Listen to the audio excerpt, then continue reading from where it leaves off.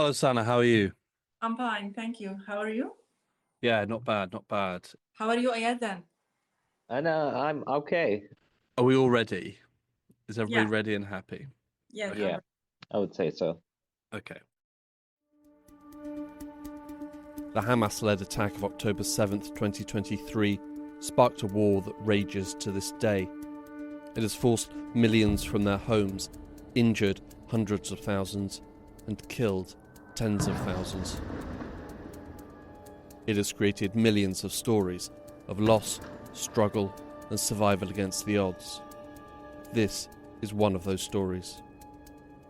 Sanaa Kamal is a freelance journalist from Gaza City. I have been working as a journalist for 19 years. I have produced hundreds of stories about the situation inside Gaza, in particular the humanitarian stories reflecting the life inside Gaza. Like so many people in Gaza, Sanaa's life has been changed beyond all recognition and sanity. My name is Hugo Goodridge. I'm a journalist and producer at the New Arab in London. And last year, Sanaa reached out to me and asked to share her story. Joining me for this story was Yazan Al-Sadi. I am the international correspondent editor. I've been working with the New Arab for more than 3 years now, and I've been working in journalism less than Sanaa, actually. I've been working for about 15 years. This is Sanaa's Odyssey, Episode 4, Escaping a Nightmare.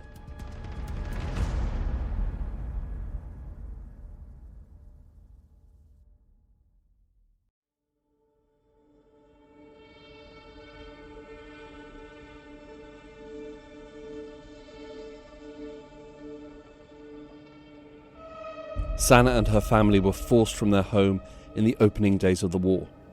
For the next 7 months, they would be pushed from city to city, never returning to their neighbourhood of Tel al-Hawa in Gaza City. As they moved around, they would be pursued relentlessly by Israeli airstrikes. Eventually, they found themselves living in a tent in the southern city of Rafah. Sanaa and her family were lucky to get a tent. Millions had been displaced, and there were not enough tents for everyone. By April of 2024, more than 50% of all the structures in the Gaza Strip had been destroyed. Sanaa was able to get a tent because of who she knew, specifically her editor, Yazan Al-Sadi. So the process was complicated. Just a bit of context. In Gaza, there was a limit for shelter and tents that, UNHCR and NGOs couldn't provide to people. So Sanaa had gotten in contact with me about this to see if I can help. I had spoken to Tanya, who is a colleague in the New Arab. She's the outreach officer. And through her, we connected to someone in Qatar, Doha, that knew an organization or a group of people that were providing tents in Gaza. So it was a massive operation from me in Beirut, connecting with Tanya in London, meeting up or connecting with someone in Doha, Qatar, that talked to someone within Gaza that was able to get a tent and deliver it to Sanaa in Deir al-Balah. We paid for this out of pocket. It was completely our own. It cost $500 to get that tent. And the process took around a week and a half. We tried to really push as fast as possible to help Sanaa to have something. How normal is this, Sanaa? That seems like a very long and lengthy process, but you weren't the only person. There's lots of people in Gaza living in tents. I'm guessing they don't all know people in London who know people in Doha who know people in London. It's all not everyone has that network behind them. So how are they getting tents? For the most of people inside Gaza who don't have any contact with someone outside of Gaza, like in Doha, London, or any other countries, All the Palestinians and the displaced people were suffering, really suffering from the lack of the tents. So that forced a lot of them to use some blankets and to use huge pieces of nylons to establish their tents. That tents are not healthy for them. In addition, they cannot protect them neither from the hot weather during the summer nor from the cold weather during the winter. They could be their graves either than their shelters that they can live and they can sleep inside them. We saw, and I really saw this on my own eyes when I was living inside a tent in Rafah, that when we lived during the winter, all the streets were flooded with the rain waters without having any municipalities that would help them to get rid of the rain waters. And that forced us and forced all the displaced people to not to sleep inside their tents because all of them were flooded. It's a very difficult situation and complicated situation. At that time, I remember that we cried. We cried, but without even falling our tears on our faces because we cried from our hearts. We felt that we were alone in this world. We were left alone in this world without having anyone who can protect us or even can assist us, at least to deal with such a situation. Sanaa was lucky to get a tent when many others couldn't, but with 25 people inside, it was dangerously overcrowded. They then got the opportunity to go to an apartment owned by Sanaa's uncle in the city of Dar al-Bala. Inside my uncle's house, I remember that the situation was not very good because his house was damaged because of an Israeli airstrike that attacked his neighbor's house, which damaged his house and became uninhabitable for the people. The apartment was marginally better than a tent, but only marginally. The house had been severely damaged in an Israeli airstrike that hit a neighbouring building. This left the apartment with no windows and gaping holes in the wall. But whether it was her uncle's house or a tent, Sanaa and her family were not safe.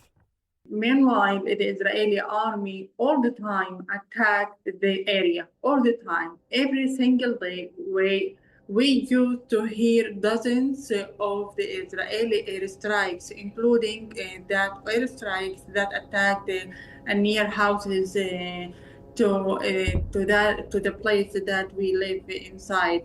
In addition, during the nights, mainly because my brothers lived inside the tent beside us, but sometimes we felt in a guilt because we can find at least some walls, but my brothers didn't have any wall that would protect them.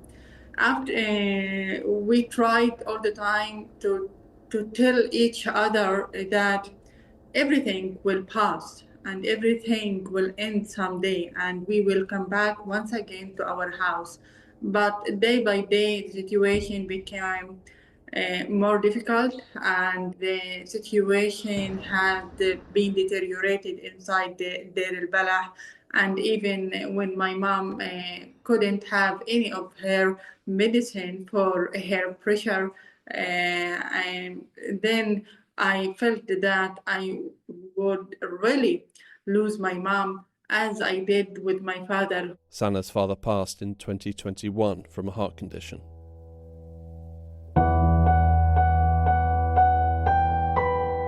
By April 2024, it was decided that it was time to get out of Gaza and out of the nightmare. When I decided to leave Gaza, it was the most difficult decision to get it by myself, mainly because I wouldn't like to leave Gaza during the war, because I'm a journalist and even I love my area also. All the time I try to keep my optimism that the Israeli war will finish inside Gaza. But when the Israeli army carried out a military operation beside the house that I was living inside it, mainly my uncle's house. And during that night, my mother told me that she will never forgive me if I will not leave Gaza with her and with my sister. Sanaa admitted that if the choice had been hers alone, she would have remained in Gaza. But the war put familial responsibilities on Sanaa's shoulders, particularly when it came to her mother.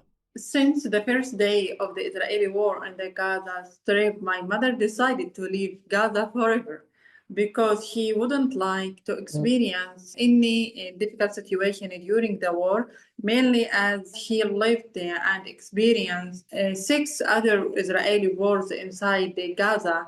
And she felt that this war will be the last one, and she would be killed by the Israeli army during the war. She's not like me, is like a stronger woman. She's a little bit quiet woman, and she all the time hoped to live in quiet and in peace, and she couldn't stand such genocidal war inside Gaza. But for 7 months, I refused to leave Gaza because I tried to come back to my house, and I thought that maybe the war will end at any time, and it just maybe it will last for 1 or 2 months at most. Day by day, when we were forced to displace from one place to another place, every time my mom asked me to leave Gaza, or at least to let her leave Gaza. Once the Israeli army closed to us, and we felt really that we are in dangerous place here in Gaza. At that time, my mom told me that she will never forgive me if I stayed inside Gaza. And then I decided to start the procedures and the process that would help us to evacuate Gaza. Did you ever consider sending your mother alone? Yeah, I did. To be honest, I did to send my mom and my sister and my brother to Egypt. But even this, my mom didn't like that because all the time she will be under the pressure and she would worry. In addition, she believed that if I stayed in Gaza, I will never leave it, even if I will lose my life. She knows me very much, and she knows that I'm a stubborn person who doesn't care for herself, but all the time I'm caring about my family, my mother, my brothers. In addition, she had a plan to gradually leave Gaza and to start leaving Gaza, maybe for the first phase that maybe we can leave the 4 members, she, my sister, my brother, and I, and then we can help my brothers inside Gaza to leave after that. But the Israeli army closed the Rafah border in last May until now, and none of them had any opportunity to leave Gaza. On top of the familial considerations, Sanaa also had professional considerations. Sanaa is a journalist, reporting on Gaza. Her editor Yazan al-Sadi recalls the conversation he had with her. Yeah, I remember about this conversation because I remember Sanaa was discussing this with me, from a professional aspect and personal about should she leave or should she not. And it was in March. It was around that time, March, April, when the whole situation was brewing. And I was also encouraging her to leave. I told her, personally, I think that she should leave. This is the genocide. If she can live, that is much more important. And that's why I agreed with her mother as well and pushed her to leave. I didn't think, as important as it is to cover the story, I think being alive mattered more at this point in a genocide. So I remember that discussion with Sanaa. It was not an easy discussion. I completely understood from her thought process. And the irony for me, of course, is that later on, months later, when the war exploded in Lebanon, Sanaa was trying to convince me to leave Beirut, And I was like, no, I'm safe in Beirut. Or I felt like at least I was more safe than her situation in Gaza.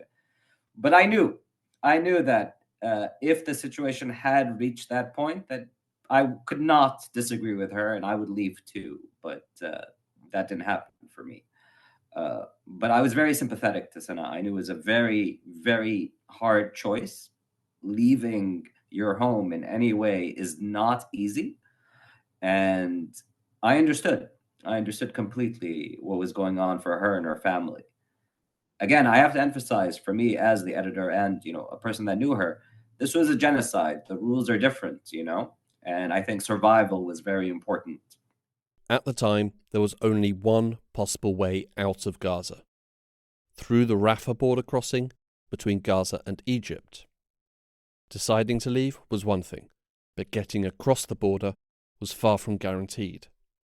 Firstly, leaving Gaza would require money. First of all, we have to collect the money that we need to leave Gaza, as every one of us had to pay about $5,000 to a fixer company. That would listed us in the list of the names of the travelers who can't pass the Rafah border. In total, it cost around $20,000 to secure passage for Sanaa, her mother, her sister, and brother. After a nervous wait of 7 days, with no news, word did eventually reach Sanaa that the money had been received. But even $20,000 couldn't guarantee anything. So after we were accepted by the fixer company, we were forced to wait for 45 days without having any guarantee that we will pass the Rafah border, because even our names should be transferred to the Israeli side to do security examinations over our names. And that was very difficult for us because none of the Palestinians inside Gaza know if Israel would allow him or her to leave Gaza or not. It's not a process that most of us, thankfully, will ever have to deal with in our lifetimes. But crossing a tightly controlled or militarized border is a highly complicated and costly process. What Sanaa is describing actually is quite universal. There are similar things that happened in Syria and in other places around the world. When you deal with migration, or let's say, quote unquote, illegal migration, you have to deal with the black market. So the processes are through, as Sanaa mentioned, fixers, right? Informal companies that help you. But it's a very fine line between legality and illegality, and this is universal. I've had similar experiences with family members that left Syria to get to Europe, where we work through informal networks of migration and people smuggling, and this exists everywhere. In Gaza particularly, it was very intense prior to the closure of Rafah, because that was on hyperdrive. A lot of money was flowing in and out in order to get people out. There was a class dimension to it, there was an exploitation dimension to it, and there was a business dimension to it. And this is something that needs to be unpacked and understood more and more. Like I said, it's not unique to Gaza, it's universal. You will see this example over and over again, whether in Latin America, whether in Africa, or whether in our region. And it continues till this day. Sanaa had a tense 7-day wait to find out if the money would reach its destination, and then another tense wait of 45 days to find out if their request for transit would be accepted. In the last day before I left Gaza, the four of us were left Deir al-Balah to the Rafah city and inside a tent. And to be honest, the Israeli army also attacked the area around us. So every moment that we spent in Rafah, we felt that could be the last moment for us, as maybe the Israeli army will kill us even before reaching the Rafah border. On April 12th, the news came. Approval had been granted. Sanaa had a way out. After 190 days, the end of Sanaa's nightmare was in sight. Once our names were listed in the list of the travelers who can pass the Rafah border on April 13, We hadn't prepared anything because we have nothing to prepare.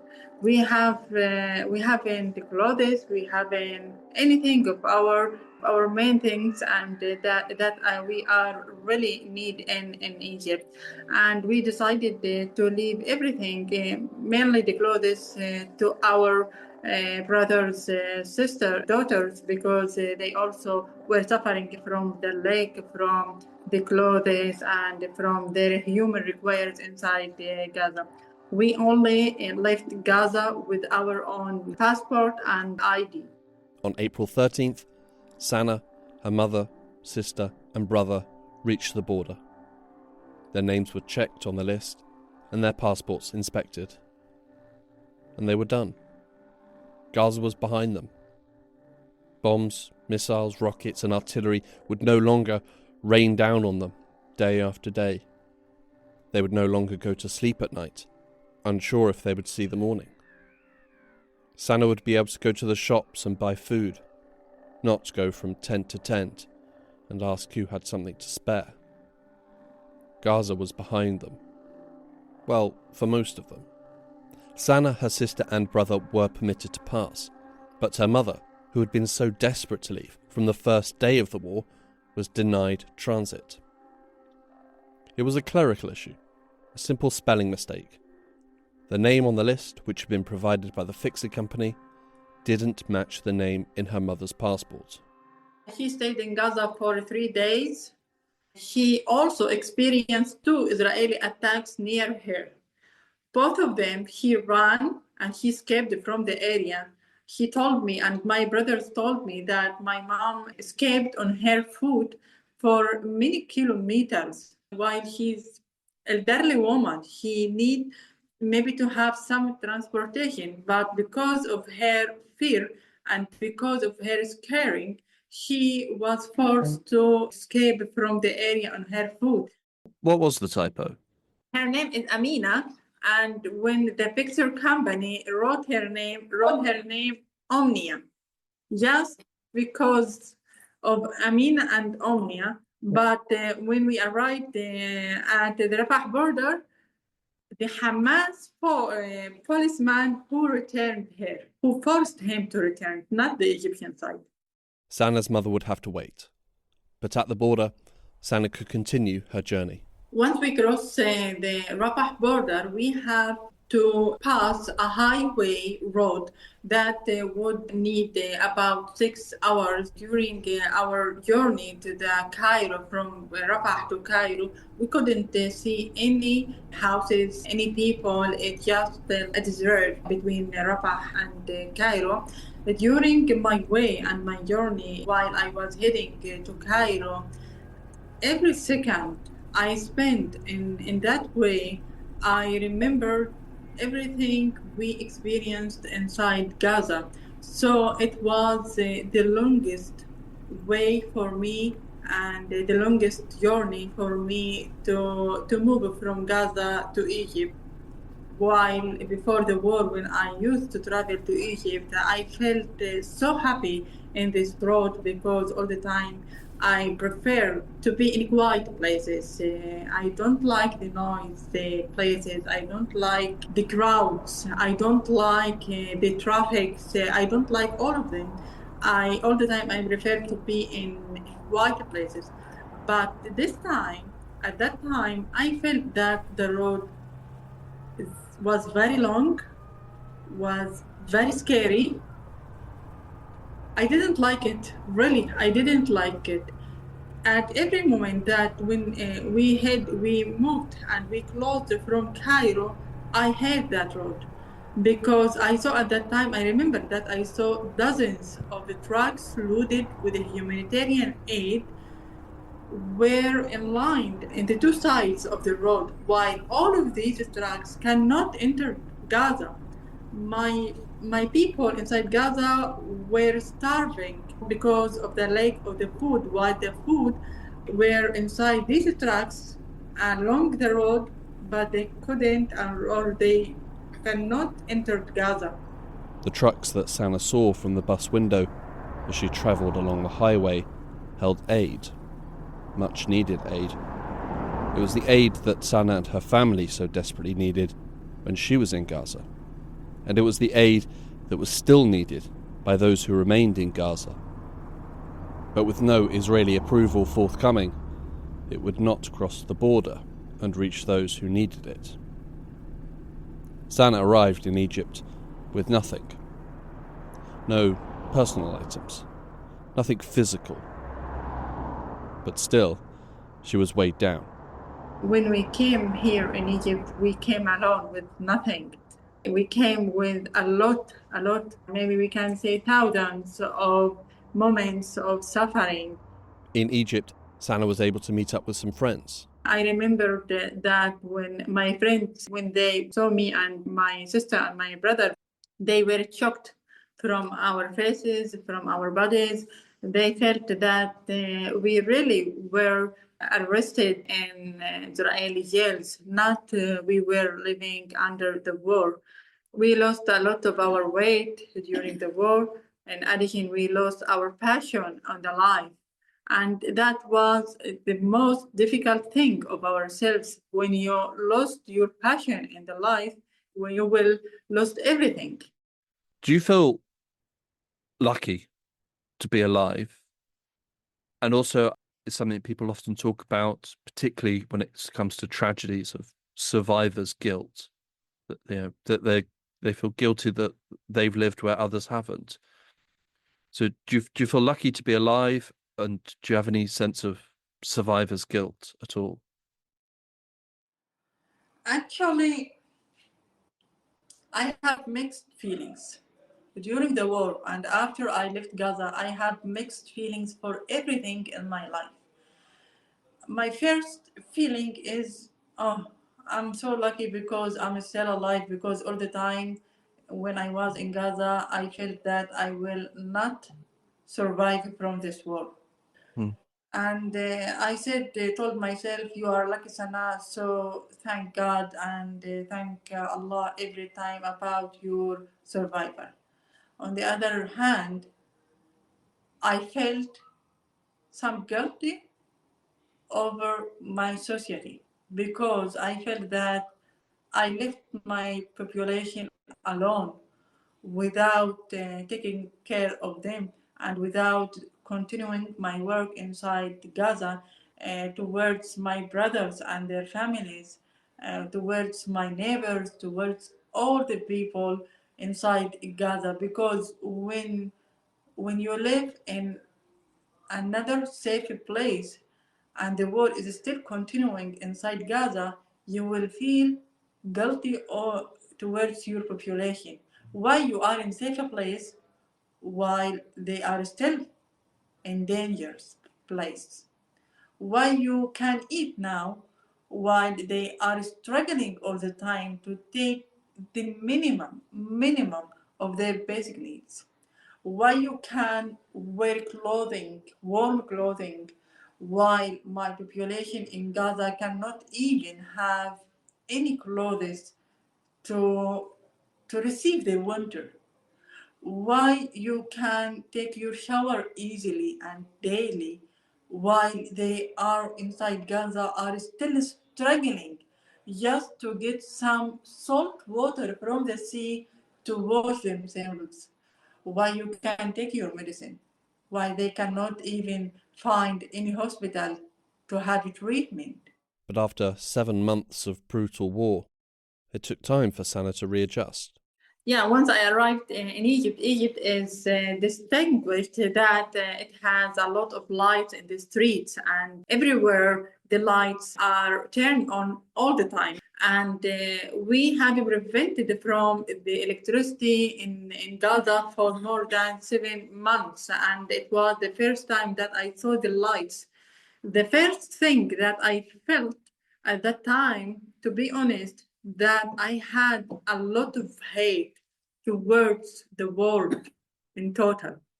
I hate everything. I hate the people. I hate the country. I hate my house. I hate everything in this world.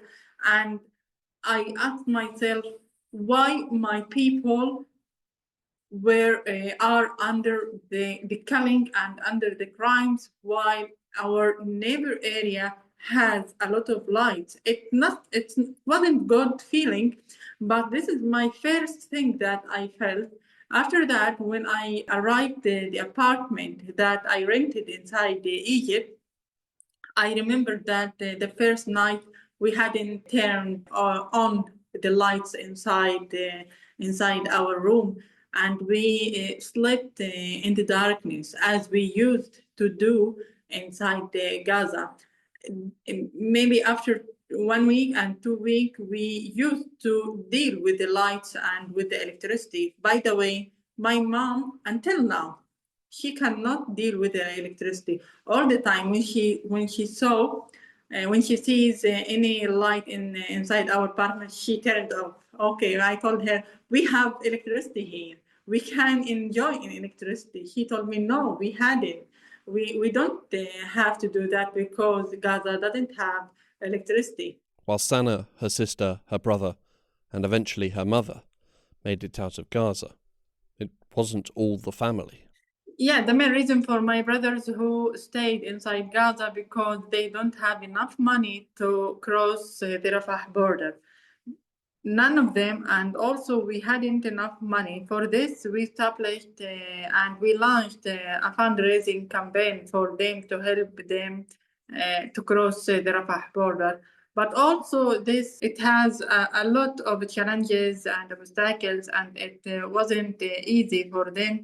To be honest, we don't continue or complete because sometimes we feel shy of this. It's not normal for us to ask people to help us or to gain money and to do that. And even this fundraising campaign, I had more than 7 months to do it because it was very hard for me. But we did, and we are still do that. But the main reason for them, because they don't have enough money to pass Egypt. Remaining in Gaza were 4 brothers, their wives, and all their children. 13 children in total. Sanaa left the violence of Gaza behind her. The suffering, the trauma, and the death. But so too is her former life, her home, her friends, her childhood, and her memories. Yes, my desire is increasing day by day to come back to Gaza despite the huge devastation inside Gaza, despite the fact that Gaza lost everything, lost their life, lost its people, lost its future. All the time, I'm thinking that if I have to start from the zero, then I prefer to start from the zero inside Gaza, not outside Gaza. None of the Gazans would like to leave their area. None of them. Even the survivors, we don't like to spend our life outside Gaza because we know that to be outside of Gaza, you will be without your soul. The only thing that I'm thinking about returning to Gaza just to touch the rubble of my house, to touch the rubble of our walls, of our schools, of our universities, of our hospitals, just to say to my people that we are sorry. We are sorry because we didn't have any chance to protect ourselves from such war. Really. Sometimes I feel that we also have to hold our responsibility toward Gaza and our responsibility towards our people, because not only the politicians who have the wrong in this and the fault in this situation, but also we. So it's confusing when you live in such situation. You really will be confused. What would be your fate? What would be your future? Sometimes I try to draw my future that, okay, Sanaa, you have now a house and you can have another house maybe in other European country. But on the same time, when I ask myself, will you have your soul?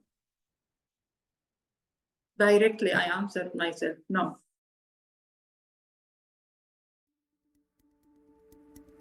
On the next episode of Sanaa's Odyssey. Good morning, ladies and gentlemen. On behalf of Egypt Air, member of Star Alliance, we would like to welcome you to flight MS-784, service to Cairo. At this time, we would like to invite... We travel to Egypt and sit down with Sanaa in person. This episode was produced by me, Hugo Goodridge. It featured Sanaa Kamal and Yazan Al-Sadi. You can follow all the latest developments in Gaza and across the Middle East by visiting the New Arabs website.